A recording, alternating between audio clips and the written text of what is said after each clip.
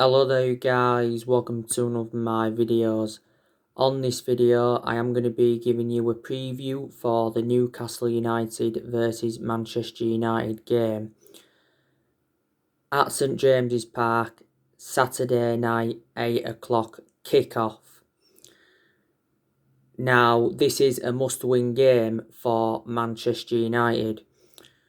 We have got to bounce back from our 6-1 embarrassment against Tottenham before the international break. And we've enjoyed a very, very bad start to this season. We have already lost 2 of our opening 3 league games. Now, Newcastle, they are unbeaten in their last 4 matches in all competitions. They won their last league game against Burnley by 3-1. And they are sitting 9th in the Premier League. Now, the fixture at St James's Park last season was 1-0 to Newcastle. To be fair, Newcastle have made good signings. They obviously brought Jamal Lewis in, they brought Callum Wilson in, they brought Ryan Fraser in, and they also brought Jeff Henrik in. Their current manager is Steve Bruce. I think there'd have been a lot of Newcastle fans that would have been upset last year when Rafa Benitez resigned. I think the main explanation why Rafa Benitez resigned because he felt as though he wasn't getting backed enough by Newcastle. There was obviously talks a while back as well of the Saudi Arabians taking over Newcastle. Obviously it didn't happen, so Mike Ashley is still their current owner. Mike Ashley has been at Newcastle now for 13 years, I think, or so. Newcastle have got quite a lot of injuries I want to update you on. I think Newcastle have got Martin Dubravka out. Matt Rich is also out. Jamal Lascelles is also out. Kieran Clark and Alan Saint-Maximin is also out. I think Dwight Gale, Matty Longstaff, Paul Dummett and Yedlin could also be out for Newcastle. Now, it's going to be interesting to see how Ole Gunnar Solskjaer approaches this game against Newcastle. As you all know, Edison Cavani is not available for the game, so he won't be making his debut for the club on Saturday night. He's not available due to COVID-19 restrictions. Now, we got Edison Cavani on a 3 transfer, didn't we? On deadline day, Edison Cavani signed a 2-year contract with Manchester United worth around 230 grand a week, and we've give him the number 7 shirt. I think Edison Cavani will be the next Zlatan Ibrahimovic. Edison Cavani did leave PSG earlier on in the summer. Cavani did endure 7 seasons with PSG. Scored 200 goals in 301 games in all competitions. Scored 50 goals in 116 internationals for Uruguay. When PSG did get him, I think they paid around £55 million for him. Edison Cavani recently revealed that it was Ander Herrera and Angel Di Maria that advised him to come to Man United. Herrera and Di Maria are former Manchester United players. But I heard that Edison Cavani is already considering leaving the football club. Anthony Martial, he's not available. He's got a 3-match suspension because he was sent off in the 6-1 defeat to Tottenham. I think it was the wrong decision, if I'm going to be honest with you. So Martial's going to be a big miss for us. Martial hasn't had the best starts to this season anyway, but I thought he was exceptional last season under Ole Gunnar Solskjaer. He was very good in his debut season under the Louis van Gaal era. Martial's endured 5 years or so now at the football club, hasn't he? We got him back in 2015 from Monaco, didn't we? He is our number 9. I think he's very effective in that central position, even though it isn't his predominant position. Analysing the vast majority of his Man United tenure, he has been playing out wide. Alex Telles, now he should be making his debut for the football club. I think he's going to be a very good signing for Manchester United. I think we paid just over £15 million for Telles with add-ons included. He signed a 4-year contract with the football club with an option of a further year. And I think he's currently going to be wearing that number 27 shirt. So Telles now is going to be our first choice left back. Facundo Pellistri, he also could be making his debut for the football club on Saturday night. We paid around £9 million for Pellistri from Club Atletico Panarel, and he signed a 5-year contract with Manchester United with an option of a further year. Some more good news from Manchester United perspective. Bruno Fernandes is available for this game against Newcastle. Don't forget, it recently said that Bruno Fernandes could miss 4 games for Manchester United because Cristiano Ronaldo recently got tested positive for coronavirus, and it said Bruno Fernandes may have to self-isolate for 14 days. Now that is not the case. Bruno Fernandes should be starting this game against Newcastle. Bruno Fernandes, by the way, like he updated you this morning, has denied that he had a bust-up with Ole Gunnar Solskjaer during our 6-1 defeat to Tottenham.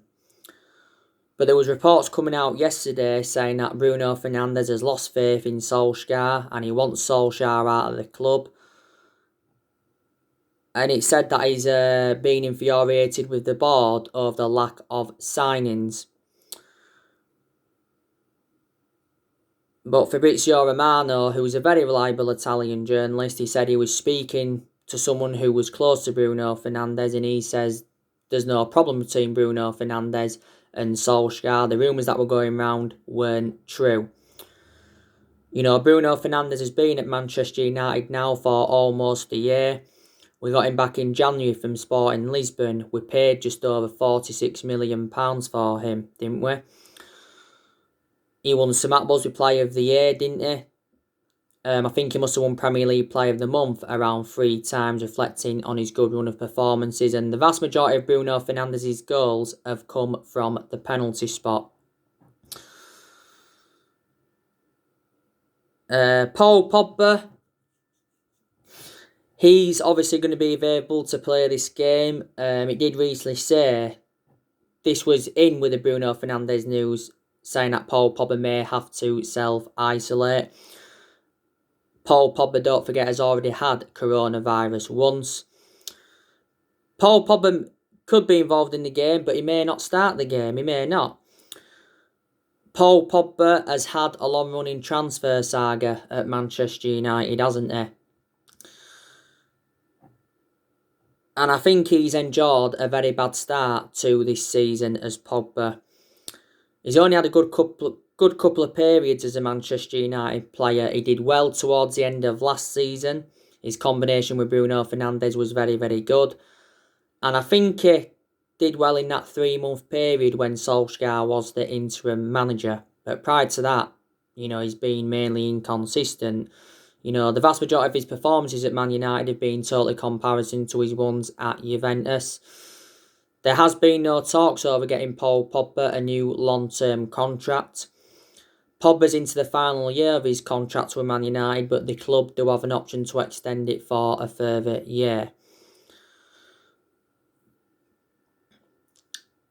Like I updated you yesterday, I think Paul Pogba's likely to leave Manchester United next summer, because Mundo Deportivo recently said that Barcelona are interested in signing Pogba on a free next summer when his current contract expires. And I think Paul Pogba recently said he's interested in making a move to Barcelona.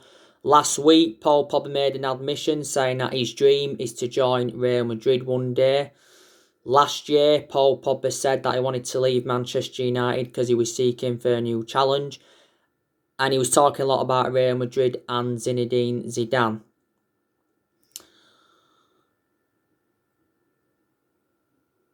As it stands at the moment, Pogba's our most expensive signing because we paid £89 million for him. This season is his 5th season at the club since he rejoined, isn't it?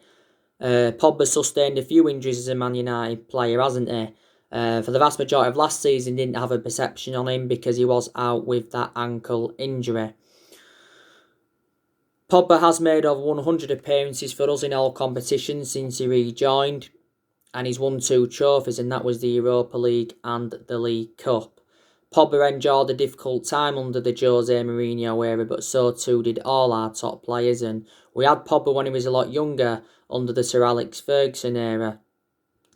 But due to limited appearances, we had to let him go. We've actually identified Eduardo Camavinga as a replacement for Pogba. Real Madrid obviously want Camavinga. Real Madrid are obviously in for Kylian Mbappe. So, yeah. Donny van der Beek. Now, I'm hoping that he starts this game against Newcastle. If he does start, it will be his full Premier League debut. Donny van der Beek has not yet made his full Premier League debut for the football club, and there is question marks around Solskjaer why he hasn't yet started him in the Premier League. I think Donny van der Beek has been a good signing for Man United so far. He's enjoyed a fantastic start to his Manchester United career. We got Donny van der Beek in a deal, was it worth like £40 million? He signed a 5-year contract with Manchester United with an option of a further year, and he currently wears the number 34 shirt. Donny van der Beek scored in his Premier League debut when he came off the bench in the 3-1 defeat to Crystal Palace on the opening game.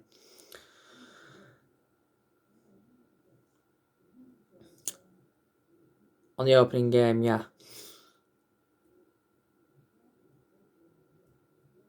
I expect Rashford to be starting this game. To be honest with you, I think Marcus Rashford has really improved under the Ole Gunnar Solskjaer era, and I think he's a foreseeable future for Manchester United. Rashford is now the age of 22, and he's been at United since the age of 7, so he's been with us around 15 years. He's been in our senior squad since 2016, so since then has become an integral part of our team as Marcus Rashford. We know now that he does play on that left-hand side. Don't forget Rashford, before I think we kicked off the season, had an ankle injury. He had a back injury for us last season when he was out for a few months. Greenwood, I think, he should be starting this game. I really like Greenwood, to be honest with you. I know we recently had issues with him. We had a couple of issues with him before the season started. Don't forget he got withdrawn from the England squad by Gareth Southgate. Mason Greenwood is our number 11. That got confirmed before we kicked off our season. He's the 4th Manchester United player to wear the number 11 shirt. Odion Ighalo, he could possibly be involved in this game. Obviously, Odion Ighalo doesn't get a lot of starts now, does he? He tends to get his opportunities in the cup games. Ighalo last season was our top goal scorer in the FA Cup, wasn't he? We got him on deadline day in January, didn't we? The main explanation we brought him in was to get a cover up to Marcus Rashford, because at the time we brought Ighalo in, Rashford was out with that back injury. Just after the first lockdown, we extended Odion Ighalo's loan until January 2021. So he'll stay with us till January 2021, and then he'll probably go unless we want to try and get him on a permanent deal. But I don't see that happening.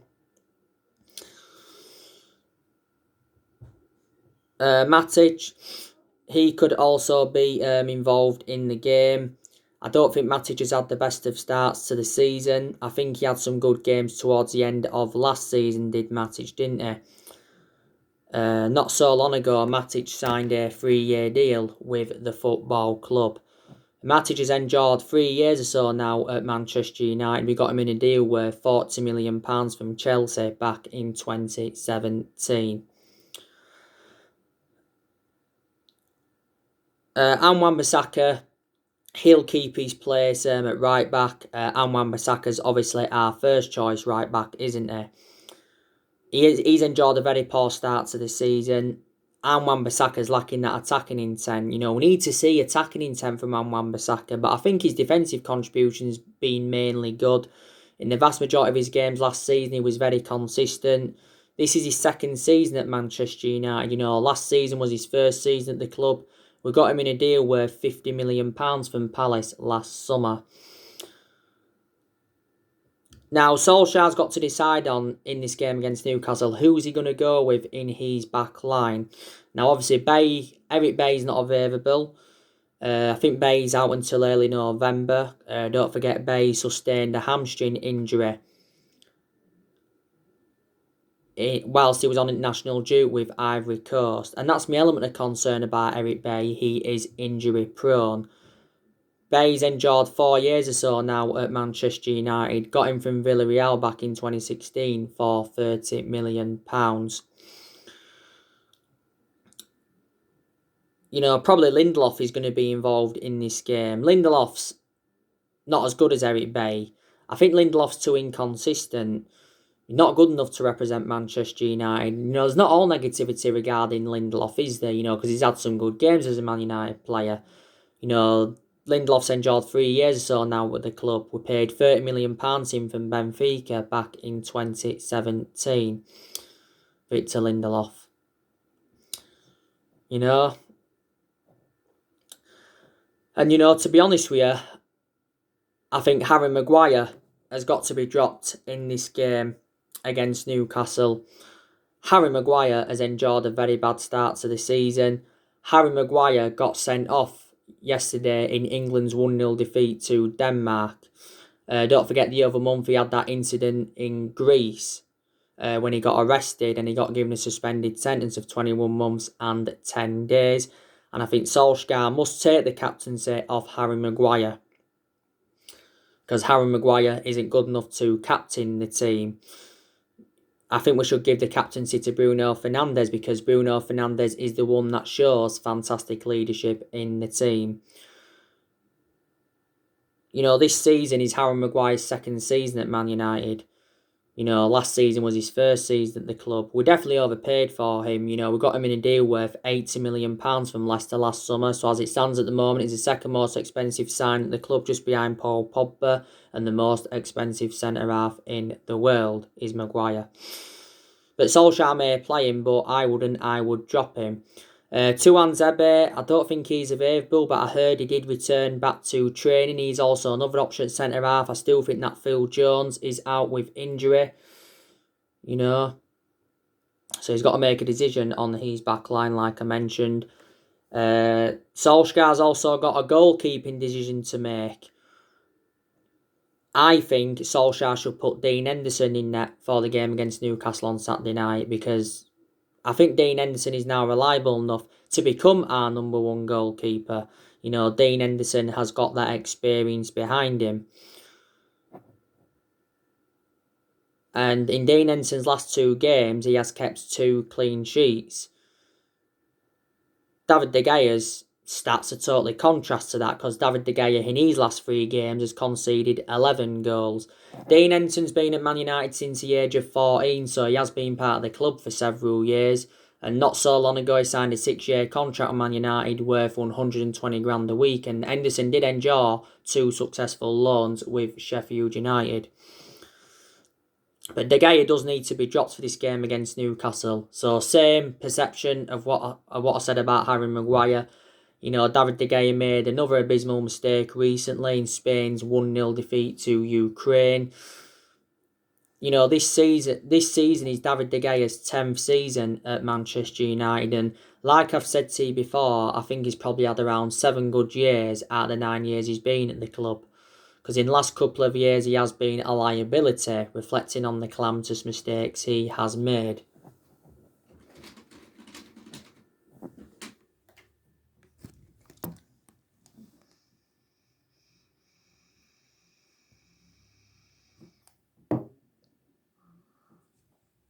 He's made. De Gea has made over 400 appearances for Man United in all competitions. 300 odd of those appearances have come in the Premier League, but he's won everything domestically at the football club, and he has won individual awards reflecting on his good performances. We paid, was it around £19 million for De Gea from Atletico Madrid back in 2011, and when he does leave Man United, he will go back to Spain, won't he? Will David De Gea. I think there's a possibility, chance that, he could be sold next summer. You know what I mean? So there you go. Juan Mata, he could possibly be involved in this game against Newcastle. I think Juan Mata should get more opportunities, to be quite honest with you. Juan Mata has played in both our Carabao Cup games this season, hasn't he? He played in the 3-0 win against Luton, and he played in the 3-0 win against Brighton. He scored in the Luton game, he scored against Brighton and got an assist against Brighton. He got man of the match for both games. Juan Mata has lost that yard of pace now, obviously. He's in his 30s. Juan Mata has endured around 6 years at Manchester United. He's scored 50 goals in 257 appearances in all competitions. We paid just under £40 million for Juan Mata from Chelsea back in 2014. Juan Mata recently rejected an £18 million a year contract offer from an unnamed Saudi Arabia side. So Juan Mata wants to stay at Manchester United, doesn't he?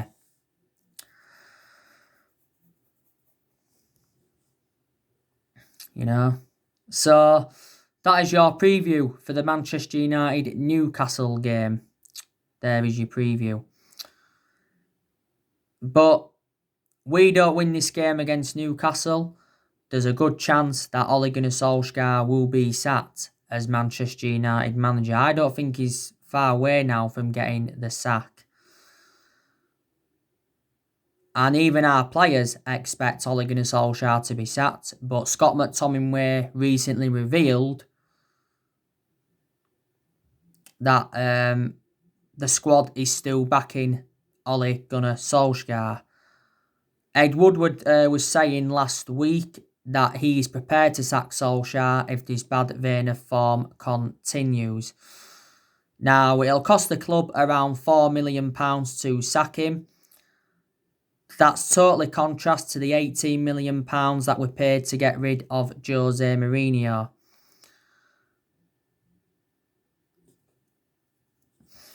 And Solskjaer's under contract on Man United until 2022, so he's just got under 2 years left on his current contract. To be honest with you, very, very sceptical that he will see out his contract. Like I've said to you, I want Ole Gunnar Solskjaer's managerial tenure at Manchester United to work out because I love him a lot. He's a club legend. He was a great player for the football club for 11 years. He flourished under Sir Alex Ferguson's guidance. But I just don't think he's good enough to succeed as a manager because he hasn't got that proven pedigree. Man United is the third club in his managerial career. Obviously, he's gained managerial experience, reflecting how long he's been with us. But I've already gone through with you what he needs to do to avoid getting sacked as Man United manager, and that's results to improve. Players have got to improve. His decision making's got to improve. Like I said, he's got to address that back line. He's got to take the captaincy of Harry Maguire. He's got to put Dean Henderson as number one in that. So this is what he's got to do, and I think he's also got to exceed his expectations. I think Solskjaer's got to guide us to a top 4 finish, and he's also got to win a trophy at the club, and that's not going to happen the way things are going at the moment. I definitely want us to win a trophy because we've not yet won out in terms of silverware under the Ole Gunnar Solskjaer era, and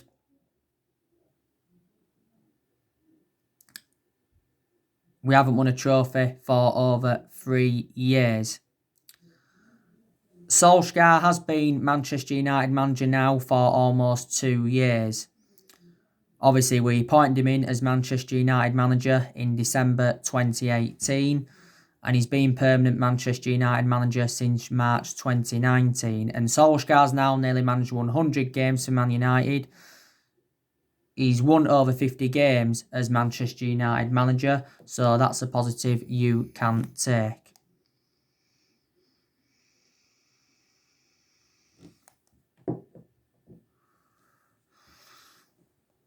You know, and this is his second full season at the football club. Last season was his first full season at the club. And I credit him for what he did last season, because last season he did exceed most of his expectations. He got us qualification for the Champions League. He got us third. That's the second highest we've finished since the Ferguson era. And we also progressed to 3 semi-finals. Got to the FA Cup semi-final, the Europa League semi-final, and the EFL Cup semi-final. Since Solskjaer became Manchester United manager, he has spent over £200 million. Obviously, in the summer of 2019, he brought Daniel James and Wan-Bissaka and Harry Maguire in. In January, he brought Bruno Fernandes in, and he brought Odi Nagalo in on loan. And in the summer transfer window of this year, he brought Donny van der Beek in, Alex Telles, Edison Cavani, Facundo Pellistri, and he brought Amad Traore in. Amad Traore will be joining the football club in January. I also like the way that Solskjaer's promoted the youth, because the young players have been given their opportunities. We've seen a lot of players leave as well since Solskjaer got recommended in as Manchester United manager. I think we're still in the process. We're still in the process of trying to offload more players out. We're trying to obviously offload Jesse Lingard. We're trying to offload Phil Jones. Trying to offload Marcus Rojo. Don't forget Sergio Romero. He's open to leaving the football club, because he won't want to stay at Manchester United as third choice goalkeeper. I heard as well that we could offload 5 players within the next 24 hours. I think there are youngsters. There's rumours saying we could offload Tiedemann Menge.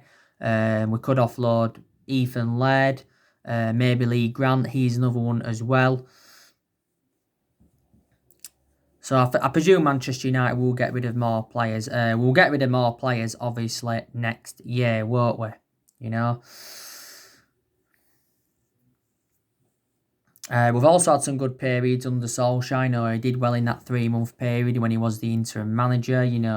Second part of last season, we went on a 19-game unbeaten run in all competitions, didn't we? And went on a 14-game unbeaten run in the Premier League. But like I say to you, not all of the blame stems from Solskjaer. He's not the only culprit, I think players have got to take responsibility. I think a lot of the blame stems from the board. I really, really do. I really, really do think a lot of the blame stems from the board, because the board haven't backed any of the managers that we've had since Alex Ferguson retired. So they didn't back Moyes, they didn't back Van Gaal, they didn't back Mourinho, and now they're not backing Solskjaer. The board have been a liability for several years, obviously reflecting how poor our recruitment policy's been, and we've also overpaid for players. There's a lot of Manchester United fans that are demanding Woodward and the Glazers out of the club. We missed out on all of Ole Gunnar Solskjaer's targets in this year's summer transfer window. We missed out on Jadon Sancho, we missed out on Jack Grealish, we missed out on Nathan Ake, we missed out on Kalidou Koulibaly, we also missed out on Sergio Reguilon. In reality, Manchester United should have signed Sergio Reguilon. We also missed out on Gareth Bale, we missed out on Jude Bellingham, we missed out on Thiago Alcantara. We also missed out on Erling Haaland back in January, and I said it was a shame that we missed out on Erling Haaland, because he would have been an Ole Gunnar Solskjaer type signing, wouldn't he? But we'll be hoping to sign more players in the January transfer window, won't we? Hopefully. We could sign Ousmane Dembele in January, could possibly sign Jadon Sancho in January, and all of that. But we shall see anyway.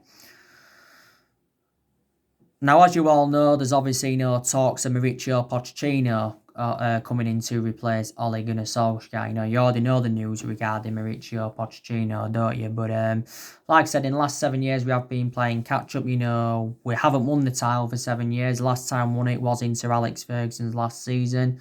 You know, we've had different managers with different philosophies. We sacked 3 managers since the Ferguson era, and that was Moyes, Louis van Gaal and Jose Mourinho. So, like I said, we haven't really got the structure to keep sacking managers, have we? So anyway, guys, that's everything to update you today. Drop your comments, likes below on the channel. If you do, consider subscribe as always, and take care. God bless. See you all again very, very soon.